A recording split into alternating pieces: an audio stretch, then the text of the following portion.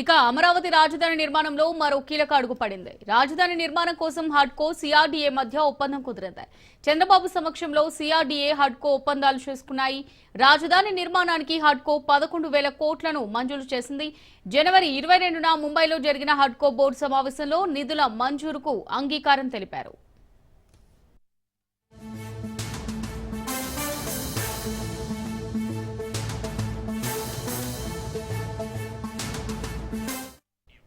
అమరావతి రాజధాని నిర్మాణంలో మరో కీలక అడుగు పడింది. రాజధాని నిర్మాణం కోసం హడ్కో సిఆర్డీఏ మధ్య ఒప్పందం కుదిరింది. చంద్రబాబు సమక్షంలో సిఆర్డీఏ హడ్కో ఒప్పందాలు చేసుకున్నాయి. రైట్ గా దీనికి సంబంధించి మరిన్ని డీటెయిల్స్ మా రిపోర్టర్ క్రాంతి అందిస్తారు. క్రాంతి, మరి రాజధాని నిర్మాణానికి హడ్కో 11,000 కోట్ల రుణాలను మంజూరు చేయనున్నట్టుగా తెలుస్తోంది. మరి దీనికి సంబంధించి అప్డేట్స్ ఏంటి? యశమూల్య, కూటమి ప్రభుత్వం ఏర్పడిన తర్వాత రాజధాని అమరావతిలో పనుల వేగం పెరిగింది. ఈ నేపథ్యంలోనే అమరావతి నిర్మాణానికి సంబంధించి ఇప్పటికే అటు హడ్కో నుంచి రుణాలు శాంక్షన్ అయిన నేపథ్యంలో ఈ రోజు ముఖ్యమంత్రి చంద్రబాబు నాయుడు సమక్షంలో హడ్కో సిఆర్డీఏ మధ్య ఒప్పందం జరిగింది. ఉండవల్లిలోని సీఎం నివాసంలో జరిగిన ఈ కార్యక్రమంలో అటు మున్సిపల్ శాఖ మంత్రి నారాయణతో పాటు హడ్కో సీఎండి సంజయ్ కుల్ శ్రేష్ఠ, మున్సిపల్ శాఖ అధికారులు పాల్గొనడం జరిగింది.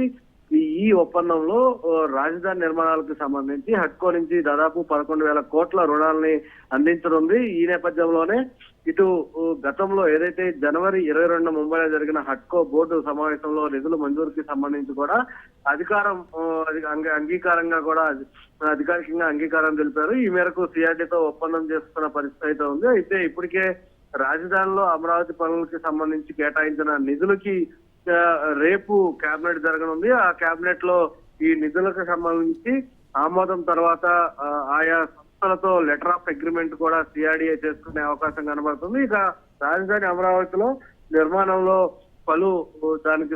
నిర్మాణానికి సంబంధించి దాదాపు 7 నిర్మాణ సంస్థలు రాజధాని నిర్మాణంలో పాల్పంచుకున్నాయి. దానిలో వివిధ టెండర్లలో L1 గా ఖరారైన కంపెనీలు సంబంధించి ఇప్పటికే వాళ్ళతో పాటు రేపు కేబినెట్ అంగీకారం తర్వాత ఒక లెటర్ ఆఫ్ అగ్రిమెంట్ అయితే చేసుకోనున్నారు. ఎమ్మెల్యేలు, ఎమ్మెల్సీ, ఐఏఎస్ నివాస నిర్మాణాల పూర్తి కోసం 514.70 కోట్లతో L1 గా ఎన్సీసీ కంపెనీ, అదేవిధంగా ప్రిన్సిపల్ సెక్రటరీల బంగ్లాల నిర్మాణాలకు 516 కోట్లతో L1 కంపెనీగా కేవీఎం ప్రాజెక్ట్స్ లిమిటెడ్ వాళ్ళకి టెండర్ ఖరారు చేసే అవకాశం ఉంది. మంత్రులు జడ్జి బంగ్లాల నిర్మాణాలను పూర్తి చేసేందుకు 490.30 కోట్లతో L1 గా BSR Infrastructure Limited Happy Nest project కి 984.10 కోట్లతో చేపట్టేందుకు L1 గా ఎన్సీసీ కంపెనీ, జోన్ 1A లో మౌలిక సదుపాయాల కోసం 447.38 కోట్లతో BSR Infratech India limited, zone 1B పనుల కోసం 588.4 కోట్లతో బిఎస్ఆర్ ఇన్ఫ్రాటెక్